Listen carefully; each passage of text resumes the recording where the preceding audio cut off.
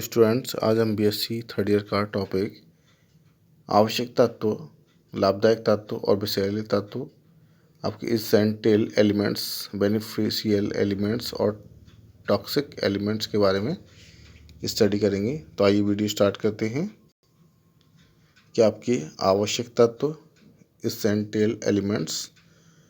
तो जैव विकास के लिए कुछ तत्व बहुत अधिक महत्व रखते हैं। ये तत्व जिनकी उपस्थिति जीव चक्र या लाइफ साइकिल को पूरा कंप्लीट करने के लिए अपरिहार्य या आवश्यक है, आवश्यक तत्व कहलाते हैं। इनकी कमी या अनुपस्थिति से जीवों में रोग उत्पन्न होने लगते हैं। अतः जीवों में विशिष्ट रोगजनक कमी लक्षण उत्पन्न हो जाते हैं।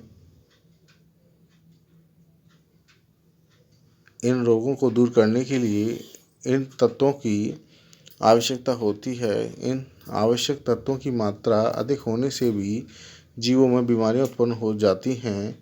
आवश्यक तत्वों की सांद्रता तथा इनके आधिक्य से उत्पन्न बीमारियां हो जाती हैं, जो आपको एक टेबल दे रखी है 8.4। तो इसमें देख लीजिए कि अधिकता में मात्रा पाई जाती है तो उससे भी कुछ बीमारियां उत्पन्न हो जाती हैं। तो दे रखा है कि आपका कैल्शियम से लेके और एलिमेंट्स दे रखे हैं क्रोमियम तक, और उनकी परसेंटेज दे रखी है आपको, उनकी परसेंटेज दे रखी है और अधिकता में से होने वाले रोग दे रखे हैं। तो देखिए, आपकी कैल्शियम की अधिकता से आपके हेमोक्रोमेटोसिस रोग हो जाता है। और इसके बाद आपकी जिंक का दे रखा है, जिसमें आपके फ्लोरोसिस रोग हो जाता है। कॉपर का दे रखा है आपका हैप्लोटिकीकरण होता है। और SE आपका कैंसर, मैग्नीज NI कार्बोनल कैंसर, ये रोग उत्पन्न हो जाते हैं। तो ये आवश्यकता से अधिक मात्रा में तत्व पाए जाते हैं तो कुछ रोग उत्पन्न करते हैं। इसके बाद देखिए, इन तत्वों की जैव रासायनिक क्रियाओं की महत्वपूर्ण भूमिका पाई जाती है। इनका वर्णन नेक्स्ट सारणी आपके 8.4 में दे रखा है, 8.5 में दे रखी है कि 8.5 आवश्यक तत्वों की जैव रासायनिक यानी बायोकेमिकल भूमिका दे रखी है। तो कुछ धातुएं दे रखी हैं, आपके संकुल बंध प्रवृत्ति दे रखी है, लिगेंड्स प्राथमिकता दे रखी है और जैव रासायनिक के कार्य दे रखे हैं। तो जैसे आपके दे रखा है कि सोडियम और पोटेशियम, इसकी संकुल आपके क्षीण यानी वीक होती है। इसका जो लिगेंड्स है प्राथमिक वो ऑक्सीजन है। सक्रिय अधिगम या ट्रांसपोर्ट से उत्पन्न सांद्रता में अंतर से परासरणीय आपकी ऑस्मोटिक तथा वैद्युत रासायनिक इलेक्ट्रोकेमिकल आपकी प्रगणता उपलब्ध होती है। इसी तरीके से आपके मैग्नीशियम और कैल्शियम है, इसका जो संकुल है वो साधारण है और ऑक्सीजन इसका प्राथमिक लिगेंड्स है और इसके जैव रासायनिक कार्य हैं। तो इस तरीके से आपके क्रोमियम तक दे रखा है, इसका प्रबल है संकुल और उसका प्राथमिक लिगेंड ऑक्सीजन और हाइड्रोजन है और इसके कार्य हैं। तो इसके बाद देखिए कि उपापचयी साम्य रखने के लिए आवश्यक इन तत्वों की मात्रा के आधार पर इन्हें दो भागों में बांटा गया है। नंबर 1, दीर्घ पोषण तत्व यानी कि मैक्रो न्यूट्रिएंट्स।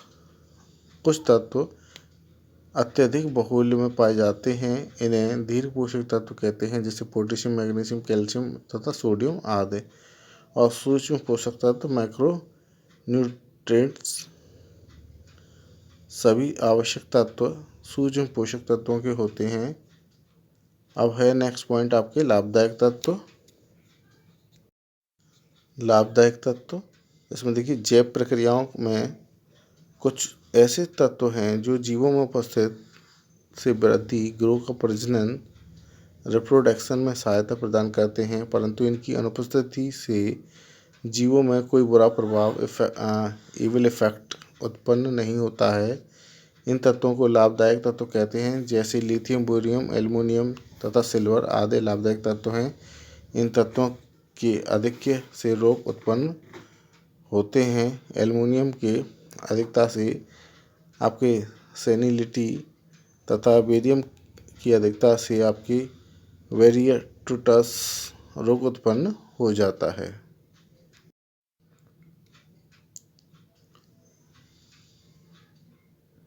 टेबल आपकी 8.6 में जैव प्रक्रियाओं में उपस्थित तत्वों की कुछ मात्रा दे रखी है, जिसमें आपका तत्व दे रखे हैं और उसकी औसतन मात्रा किलोग्राम में दे रखी है।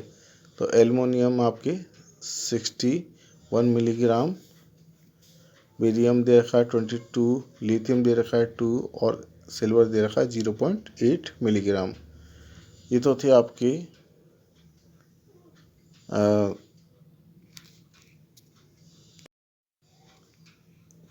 थे आपके लाभदायक तत्व। अब इसके बाद है आपके विषैले तत्व या आपके टॉक्सिक एलिमेंट्स। तो जैव प्रक्रियाओं में कुछ तत्व ऐसे भी होते हैं जिन्हें हम आवश्यक तथा लाभदायक तत्वों के बीच की कड़ी कहते हैं, क्योंकि जैव विकास में ये तत्व न आवश्यक तथा न लाभदायक तत्वों की भूमिका में हैं तथा इनकी अल्प मात्रा से ही रोग उत्पन्न हो जाते हैं। ये तत्व जीवों पर बहुत हानिकारक प्रभाव डालते हैं। ऐसे तत्वों को विषैले तत्व कहते हैं, जो कि आपका टेबल 8.7 में दे रखी हैं।